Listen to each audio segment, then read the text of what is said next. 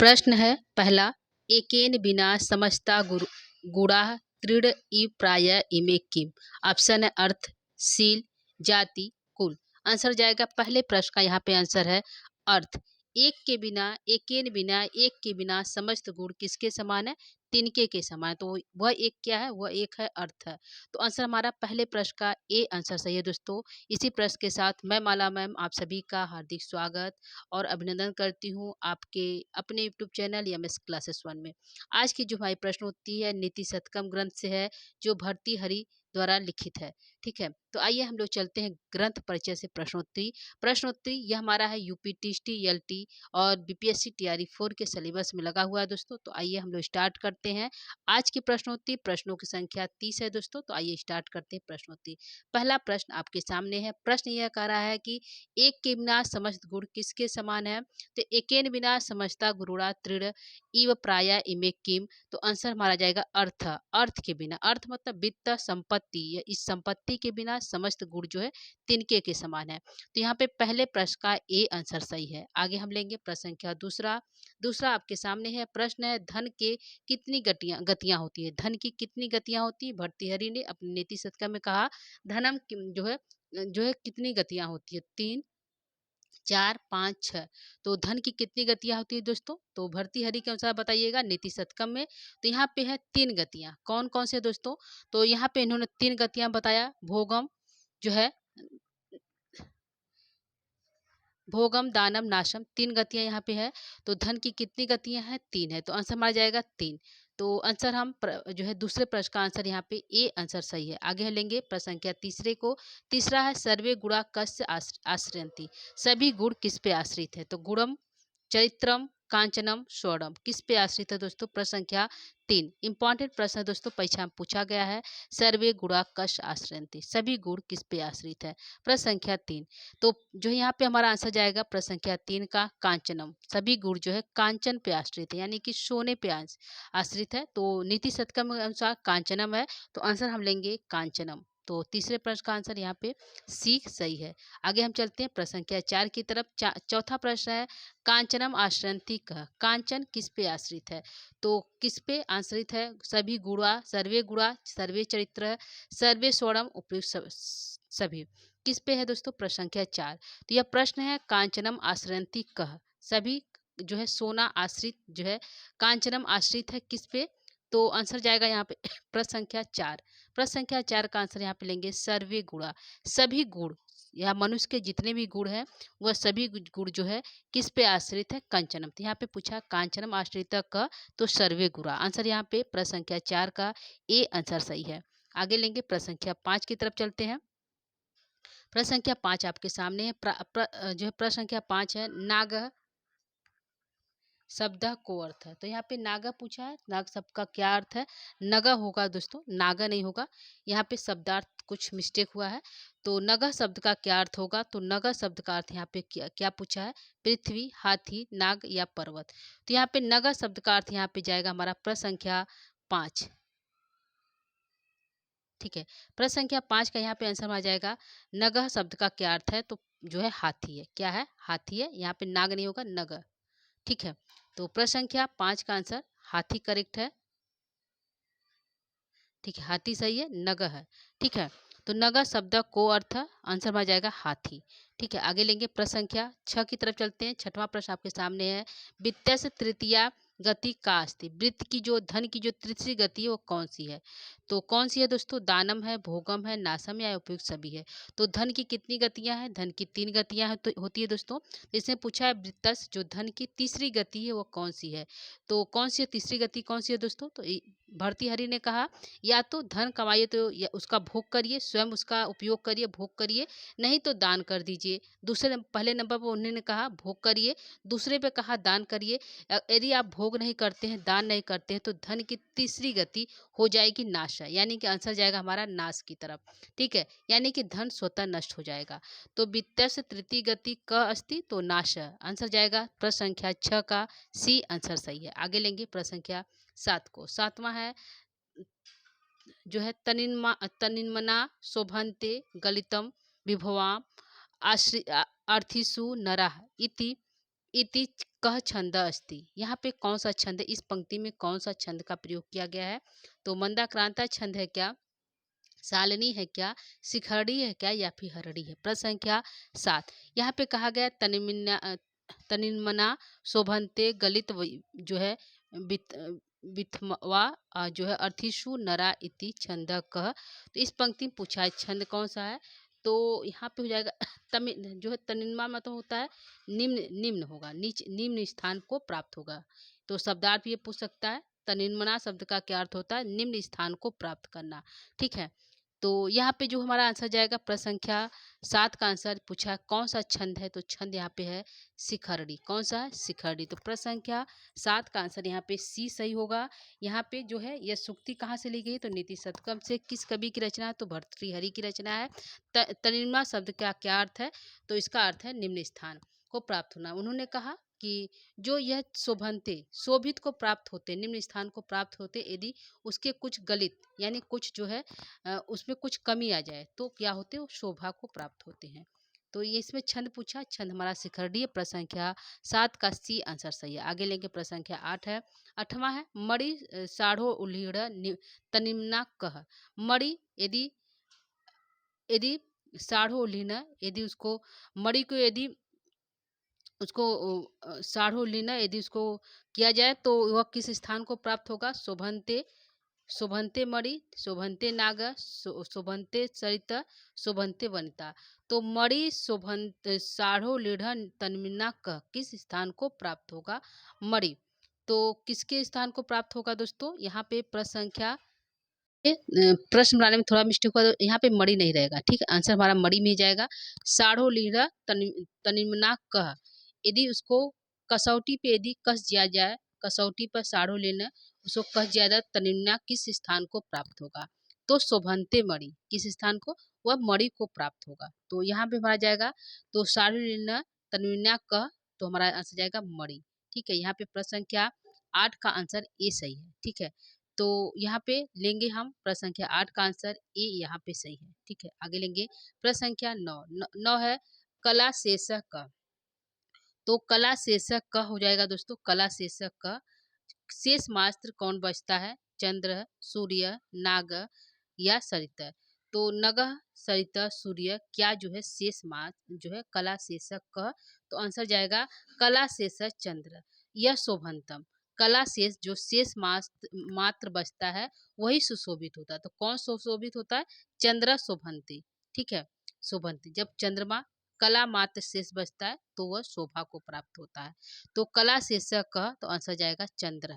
प्रश्न संख्या 9 का यहाँ पे ए आंसर सही है। आगे लेंगे प्रश्न संख्या 10 को नगेंद्रो औषधम किम। नगेंद्र की औषधि क्या है? हाथियों की औषधि क्या है दोस्तों? जलेन, छात्रेन, निशिंगांग, अंक जो है या दंडेन। क्या यहाँ पे सही हो जाएगा दोस्तों? प्रश्न संख्या 10। तो यहाँ पे प्रश्न संख्या हाथियों की औषधि क्या है? तो निशिता निशिता अंकसेन। तो यहाँ पे हमारा हो जाएगा प्रश्न संख्या 10 का सी आंसर सही है। ठीक है, आगे लेंगे प्रश्न संख्या 11 की तरफ चलते हैं। 11वां है अवस्था वस्तुनि प्रथमयति च संकोचति च इतस्मिन् सुक्ति कश ग्रंथम अस्ति। यह अवस्था अवस्था ही वस्तुओं को प्रथम और संकोच प्रथम स्थान पे बताती है और संकोचती और जो निम्न स्थान को प्राप्त कराती है। तो कौन सा कराती है? अवस्था वस्तुनि वस्तु की अवस्था जो है प्रथम स्थान को प्राप्त कराती है और संकोचती। यह सूक्ति कहाँ से उद्घृत है? तो अभिज्ञान शाकुंतलम, नीति शतकम, बैराग शतकम या किराता अर्जुनियम। प्रश्न संख्या 11 का आंसर यहाँ पे क्या हो जाएगा दोस्तों? तो प्रश्न संख्या 11 का आंसर यहाँ पे जो है बी करेक्ट है, यानी कि नीति शतकम का यह श्लोक है। भर्तृहरि ने कहा कि जो है समय वस्तुओं की जो अवस्था होती वह प्रथम स्थान पे या संकोचित या निम्न स्थान को प्राप्त होती है। यदि व्यक्ति के पास जो पैसा ज़्यादा है तो वह जो उसको जो जिस वस्तु को प्राप्त नहीं कर सकता था पैसा होने पर वह उस वस्तु को प्राप्त कर लेता है, यानी कि वह जो है संकोचती में छोटा हो जाता है। यदि पैसा ना हो तो वही वस्तु जो है प्रथमेति बहुत भारी लगता है। ठीक है, तो जो है वस्तु को भारी और छोटा कौन बनाता है? तो अवस्था वस्तुनि बनाता है, उस वस्तु की अवस्था बनाती है। ठीक है, व्यक्ति की अवस्था उस वस्तु को छोटा और बड़ा बनाता है। तो यह जो है कहाँ से लिया गया, यह जो हमारा लिया गया है नीति शतकम से। प्रश्न संख्या 11 का आंसर यहाँ पे 20 सही है। आगे लेंगे प्रश्न संख्या 14 16 12 है। 12वां, वस्तुओं को छोटा या बड़ा कौन बनाता है? तो कौन बनाता है दोस्तों? तो वस्तुओं को छोटा और बड़ा कौन बनाता है? धन, चरित्र, धनिकों की अवस्था या समय। तो कौन बनाता है? तो धनिकों अवस्था। आंसर जाएगा धनिकों अवस्था। धनिकों की अवस्था जो है वस्तुओं को छोटा या बड़ा बनाता है। ठीक है, तो आंसर यहाँ पे 12 का सी आंसर सही है। आगे लेंगे प्रश्न संख्या 13। 13 आपके सामने प्रश्न कहता है, नाना फलय फलति कल्प कल्प लते एव भूमि इत्य छंदक अस्ति। इसमें कौन सा छंद है? नाना फलय फलंती कल्पयितो भूमि। तो वर्डों को गिनकर हम जान सकते हैं दोस्तों छंद कौन सा है। तो वर्ड को हम गिन लेते हैं, 1 2 3 4 5 6 7 8 9 10 11 12 13 14। 14 वर्ड है, तो 14 वर्डों वाला एक ही हमारा छंद है, उसका नाम है बसंत तिल का छंद।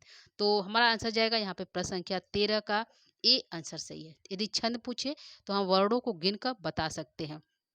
जो है इसमें हमारा 11 है, शिखड़ी में 17 है, हरड़ी में 17 है। तो इस प्रकार से अब वर्डों को यदि हम जानते हैं कुछ संध के जो है छंद में कितने कितने वर्ड है, तो हम आसानी से थोड़ा सा ट्रिक के माध्यम से निकाल सकते हैं। तो यहाँ पे हमारा प्रश्न संख्या 13 का आंसर ए आंसर सही है। आगे चलेंगे प्रश्न संख्या 14 की तरफ। 14 है, नाना फलय फलंती कल्पलते एव भूमि इत्यर्थ अलंकार अस्ति। इसमें कौन सा अलंकार है? प्रश्न संख्या जो है 14। तो उपमा अलंकार का प्रयोग किया गया है क्या? अतिशयोक्ति, उत्प्रेक्षा या विरोधाभास। अलंकार क्या होगा दोस्तों? तो प्रश्न संख्या 14। तो प्रश्न संख्या 14 का यहाँ पे आंसर जाएगा नाना फलय फलति कल्पलते भूमि। इसमें जो है नाना फल के समान जो है अनेक प्रकार के फलों को प्राप्त कराएगा क्या? यह कल्पलता वृक्ष। तो हमारा जाएगा किसके समान?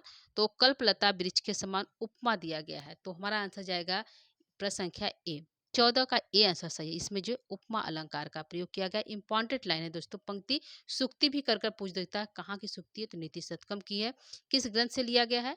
तो जो है नीति शतकम से है। किस कवि के? तो भर्तृहरि के। तो नाना फलय फलती कल्पलता ए। तो यह इंपॉर्टेंट पंक्ति है दोस्तों, ध्यान रखिएगा। आगे हम चलते हैं प्रश्न संख्या 15। 15वां प्रश्न आपके सामने है, नाना फलय फलती कस वृक्ष अस्ति। नाना अन्य प्रकार के फलों को कौन सा वृक्ष देती है? तो पारिजाता वृक्ष, कल्पलता वृक्ष, पीपल वृक्ष या वर्गदा वृक्ष। यहाँ पे कौन सा जो है नाला फलई फलंती कस वृक्ष अस्ति। आंसर जाएगा हमारा बी की तरफ, कल्पलता वृक्ष। तो नाना फलई फलंती कस वृक्ष अस्ति, आंसर कल्पलता। प्रश्न संख्या 15 का आंसर यहाँ पे बी सही होता है। आगे लेंगे प्रश्न संख्या 16 है, बछड़े के बच्चे के समान किसका पालन पोषण करना चाहिए? तो किसका पालन? भर्तृहरि ने कहा, यदि आप पृथ्वी रूपी भूमि को यदि ढूंढना चाहते हैं तो किसका पालन जो है बछड़े के समान करना चाहिए? भूमि का, लोकममू या जनता का, गाय का या उपयुक्त सभी का। तो भर्तृहरि ने कहा गाय की तुलना की गई। यदि तुम इस पृथ्वी पर राज करना चाहते हो तो तुम्हें क्या करना होगा? इस जनता को बछड़े के समान उसका पालन करना पड़ेगा, यानी कि देखभाल करना पड़ेगा। तो हमारा आंसर जाएगा प्रश्न संख्या 16 का बी। बी आंसर सही है। तो प्रश्न संख्या 16 का बी सही करिएगा। आंसर प्रश्न संख्या 17 की तरफ चलते हैं। 17 प्रश्न आपके सामने है, अनेक रूपों वाली किसे बताया गया है? तो अनेक रूपों वाला किसे बताया गया दोस्तों? विद्वान, अज्ञान, मूर्ख, राजनीति। तो भर्तृहरि ने राजनीति को अनेक रूपों वाला बताया है। किसके समान बताया है? तो वेश्या के समान बताया। तो अनेक रूपों वाली कौन है? तो राजनीति है। तो आंसर हमारा यहाँ पे प्रश्न संख्या 17 का डी आंसर सही है। अनेक रूपों वाला किसे बताया गया है? तो अनेक रूपों वाला भर्तृहरि ने जो है राजनीति को बताया है। तो आंसर यहाँ पे डी सही है प्रश्न संख्या 17 का। आगे लेंगे प्रश्न संख्या 18। कल वृक्ष के समान अनेक प्रकार के फलों को कौन देता है? तो कौन देता है दोस्तों कल वृक्ष के समान अनेक प्रकार के फलों को? भूमि, जनता, गाय या उपयुक्त सभी। तो कल्प वृक्ष के जो है कल्प वृक्ष के समान अनेक प्रकार के फलों को, जिस प्रकार कल्प कल्प वृक्ष होता है, अपनी इच्छा अनुसार हम जो चाहे उससे प्राप्त कर सकते हैं, उस वृक्ष से, जिसका वर्णन हमें जो है मेघदूतम ग्रंथ में देखने को मिलता है दोस्तों। तो वहाँ की स्त्रियां, अलकापुर की स्त्रियां कल्प वृक्ष से हर एक वस्तु प्राप्त कर लेती थी।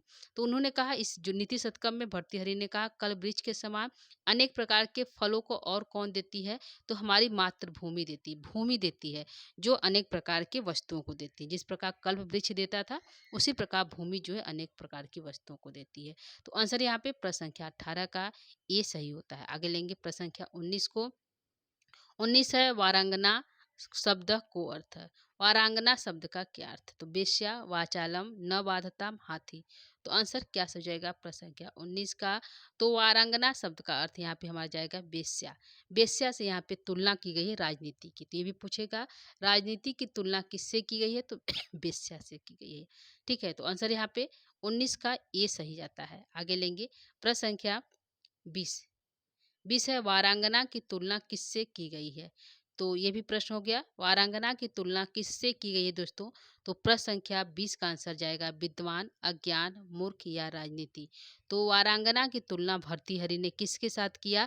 तो राजनीति के साथ। उन्होंने कहा जिस प्रकार राजनीति जो है झूठ बोलती है, बेईमानी करती है, खुश होती है, पैसा बहुत देती है, उसी प्रकार वांगना जो है वारांगनाएं जो वेश्या होती है वो खुश होती है, बहुत जल्दी खुश भी होती है, क्रोध भी होती है, पैसा जाता भी है, उससे पैसा प्राप्त भी होता है। इस प्रकार से उन्होंने जो है अनेक प्रकार की तुलना की है। तो आगे लेंगे प्रश्न संख्या, यहाँ पे आंसर हमारा जाएगा डी 20 जो है प्रश्न संख्या 20 का आंसर डी करेक्ट है। आगे चलेंगे प्रश्न संख्या 21 की तरफ।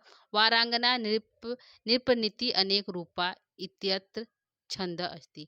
इसमें छंद पूछा है कौन सा है?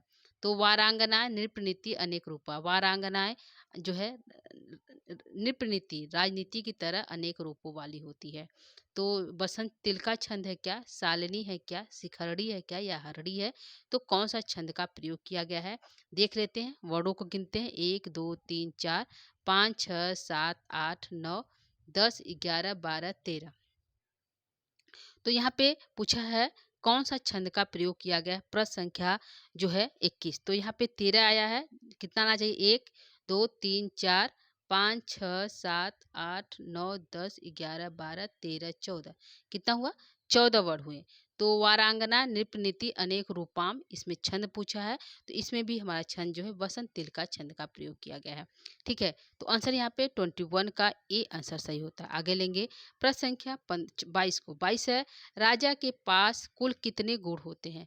तो राजा के पास जो है कितने गुण को बताया गया। यदि राजा के पास ये सभी गुण नहीं है तो राजा के राज्य में रहना अच्छा नहीं है। तो कितने गुणों को जो है भर्तृहरि ने बताया? तो 6 है, 7 है, 8 है या 4 है? तो कितने गुणों को भर्तृहरि ने बताया?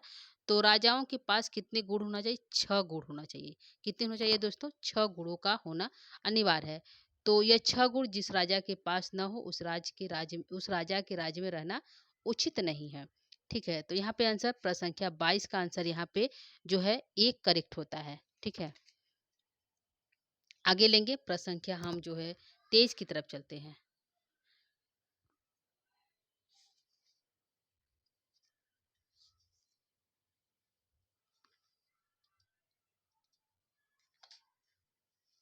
तो प्रश्न संख्या 23 आपके सामने है। प्रश्न संख्या 23 कहता है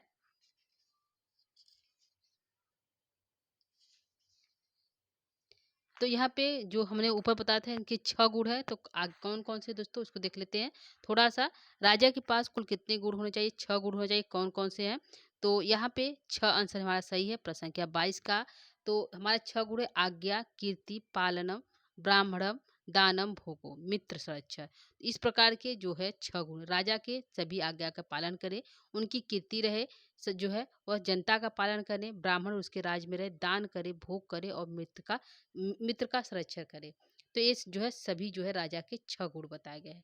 तो आंसर हमारा जो है 22 का यहाँ पे ये सही होता है। आगे चलेंगे 23 की तरफ। कोपे पश्य पयो निधाम अपि घटो गृहति तुल्यम किम। यहाँ पे जो है इसमें जो है भाग की बात कहा गया है। यदि आपके भाग में है, विधाता ने कहा यदि आपके भाग में है तो वह वस्तु आपको हर जगह यानी निज निज निज भाल पट्टनम लिखता है। यदि आपके मस्तक पर लिखा है तो आपको धन प्राप्त होगा, तो आपको प्राप्ति होगा, चाहे वह धन आपको जो है मेरु पर्वत में प्राप्त हो या फिर मरुस्थल में। तो इसमें कहा गया है कि कुपे पश यदि कुएं से निकाले पयो जल को प्राप्त करना चाहते हैं या फिर जो है निधि यानी समुद्र, तो जो घट तुम्हारा जो घड़ा है जल उतने ही प्राप्त होंगे। गृहति तुल्यम किम यानी कि दोनों में घड़ा जो है उतने ही मात्रा आप जल प्राप्त करेंगे, चाहे तो वह जल कुएं से प्राप्त करे या फिर पयोनिधि या समुद्र से। क्योंकि जल जो घट की जो औकात है, जो घट की जो पैमाना है, जो है जितना उसमें जल आएगा उतना ही आप जो है ग्रहण करेंगे। उसी प्रकार भर्तृहरि ने इस घट के माध्यम से व्यक्ति को बताया है कि आपकी जितनी हिम्मत है, जितना आपका सामर्थ्य है, उस सामर्थ्य के अनुसार आप धन को प्राप्त कर सकते हैं। तो यहाँ पे बताया गया है कि यह जो है कूपे पश्य पयो निधानम अपि घटो गृह तुल्यम किम, किससे तुलना की गई है? पृथ्वी, मोटी, धन, जलम या धन। तो यहाँ पे जो है कूपे पश्य पयो निधानम अपि जो है घटो गृहति जो है जलम जो है तुल्यम। तो आंसर यहाँ पे जाएगा जलम। ठीक है, किससे जाएगा? जलम। जल की तुलना की गई है। ठीक है, जो है तुल्यम किम। तो हमारा आंसर जो है जलम यहाँ पे भरा जाएगा। तो प्रश्न संख्या 23 का आंसर यहाँ पे डी सही होता है।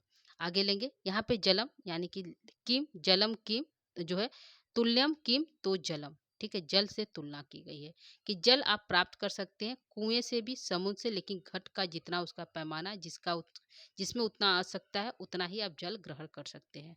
तो आंसर यहाँ पे डी सही होता प्रश्न संख्या 23 का। आगे लेंगे, प्रश्न संख्या 24 है यम यम पश्यति पश्यसि तस तस पुरुतो माम ब्रूहि दृढ़म वचम। यह सूक्ति उद्गृत है।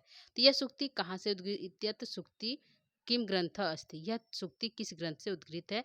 प्रश्न संख्या 24। प्रश्न संख्या 24 का यह सूक्ति पूछेगा। इंपॉर्टेंट लाइन भी है, सूक्ति भी है दोस्तों, ध्यान रखिएगा, वेरी वेरी इंपॉर्टेंट है। तो यह तो सूक्ति हमारी है नीति शतकम से। तो आंसर हमारा जो है बी करेक्ट होता है। यहाँ पे कहा, भर्तृहरि ने कहा कि यम यम जिसको जिसको देखकर तुम जो है तस तस पुरतो माम, अपने दिन वचन को मत बोलो। उन्होंने कहा कि सबके सामने व्यक्ति को, सबके सामने जो अपने वचनों को, अपने दुखों को व्यक्त नहीं करना चाहिए। ठीक है, तो यह जो है आंसर हमारा जो है नीति शतकम की तरफ जाएगा। प्रश्न संख्या 24 का आंसर यहाँ पे बी सही है। आगे चलते हैं प्रश्न संख्या 25 की तरफ। यहाँ पूछा है दुर्जना परिवर्तन्यो किम जो है परिवर्धनम किम। ठीक है, यहाँ पे परिवर्धनम हो जाएगा, परिवर्धनम किम, वर्धन्यो किम जो है दुर्जन को त्याग देना चाहिए, परिवर्धन्यो किम। तो जो है दुर्जन परिवर्धन्यों किम, कैसे दुर्जन को त्यागना चाहिए? तो विद्या अलंकृतम, धन अलंकृतम, मणि अलंकृतम या भूमि अलंकृतम।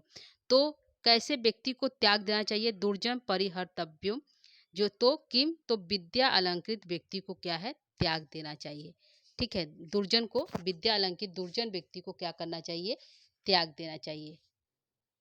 ठीक है, यहाँ पे परिहर्तव्य, यहाँ पे थोड़ा सा परिहर्तव्य हो जाएगा दोस्तों, यहाँ पे ह रहेगा, परिहर्तव्यो, दुर्जन परिहर्तव्यो किम, दुर्जन को त्याग देना, किस कैसे दुर्जन को त्याग देना चाहिए?